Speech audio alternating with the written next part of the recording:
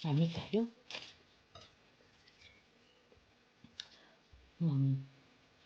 Ang kanang pwede lang siya. Mora dyan ni pwede diri mamukbang kay barato man nilang orange. Nagpalit ko orange kahapon sa grocery. Kuan siya kabuok. I think it was 7 pieces and 1 euro. 1 euro is 72 pesos.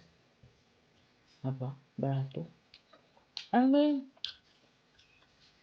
nakapalit video podcast Pilipinas so tag 15 pesos. So same ra. Pero ulang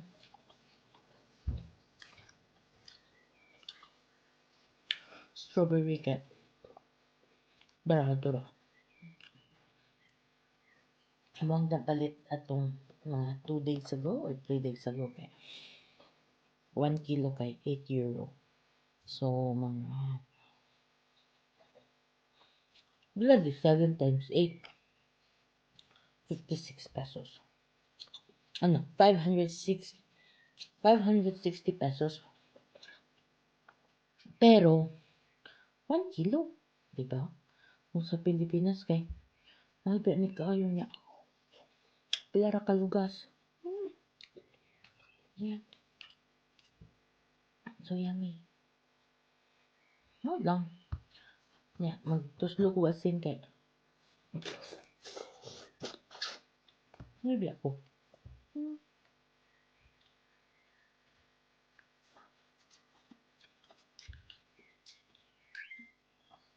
So mga kaon pa ni usually mga inaano na oras mga 2 p.m. Halata na ganin siya okay na overripe na. So pretty.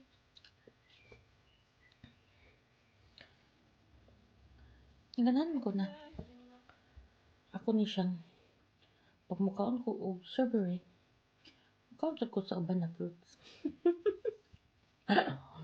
Nabit daw ka.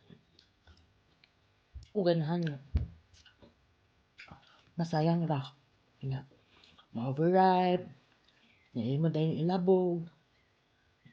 So, before na mo siya madaot, kauna na lang na. Okay. Mula ka man may na weekend. Ah. Sunday mo balik. Hindi mo matog dire. So, pasinay ko na mo na. Nalata na eh. Di sayang. Nga. Kauna na lang na niyo. Diba?